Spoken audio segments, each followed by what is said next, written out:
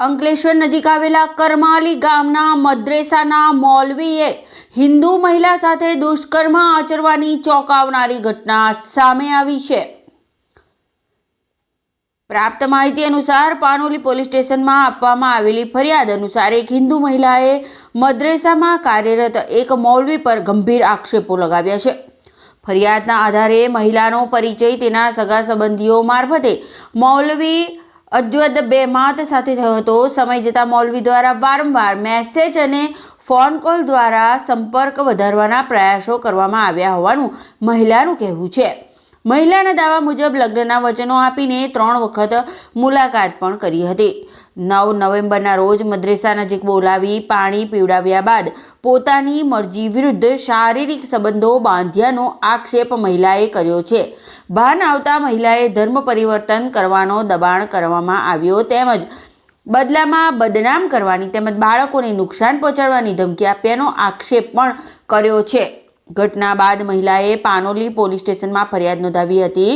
પોલીસે આરોપી મૌલવીને કસ્ટડીમાં લીધો છે અને હાલ તબીબી તપાસ સહિતની કાયદેસરની કાર્યવાહી ચાલુ છે।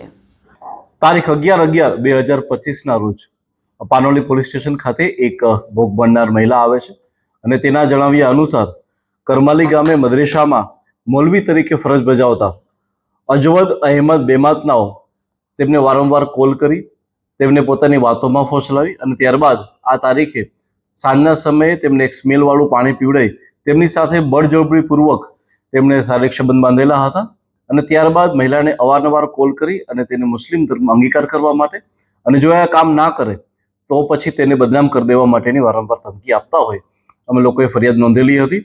ફરિયાદ નોંધ્યા બાદ અમને ધ્યાનમાં આવ્યું છે કે જે મૌલવી અજમદ અહેમદ બેમાત છે તે કેનેડાના સિટીઝન છે અને અહીંયા ઇન્ડિયાની વારંવાર મુલાકાત રહી છે અને આ દરમિયાન તે મહિલાઓની સાથે એણે આવું કૃત્ય કરેલું છે।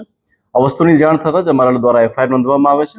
એફઆઈઆર નોંધી અને આરોપીને જેલ હવાલે કરી અને તેના 10 દિવસના રિમાન્ડ લેવામાં આવે છે। હાલમાં અમારી તપાસ ટીમ જે છે એ ખૂબ જ ઊંડાણપૂર્વક આ વસ્તુની જાંચ કરી રહી છે કે તેણે આ સિવાય એણે કઈ કઈ જગ્યાએ ભારતની બહાર પ્રવાસ કરેલો છે અને કેવી રીતે એને આ બધા કૃત્ય કરતા હતા। Thank you sir. આ સિવાય કોઈ વ્યક્તિને અગાઉ એને કઈ ભોગ બન્યા હોય કેવા કોઈ મામલા સામે આવ્યા છે? અમે લોકો તપાસ કરી રહ્યા છીએ। કેટલીક વોટ્સએપ ચેટિંગ અને બીજા ડેટાના આધારે અમે લોકો એ જોવાનો બી પ્રયત્ન કરી રહ્યા છીએ કે આવી કોઈ ઘટના બનેલી છે કે મૌલવીના સંપર્કમાં એક કેસને લઈને આવેલા હતા કે જેમાં મૌલવીના ખુદના લગ્ન જીવન જ્યારે ભંગાણ થયા હતા ત્યારે એ લોકોને કેસ થયો હતો અને કેસના કારણે ક્યાંક થઈ અને જ્યારે એમને ભોગ બનનાર મહિલાને મળવાનું થયું અને ત્યારબાદ એ બંનેની વચ્ચે કોલ થવા લાગ્યા। સર લવ જિહાદનો એંગલ આમાં આવી શકે કે પછી બાકી કોઈ ફંડિંગનો ઇશ્યુ?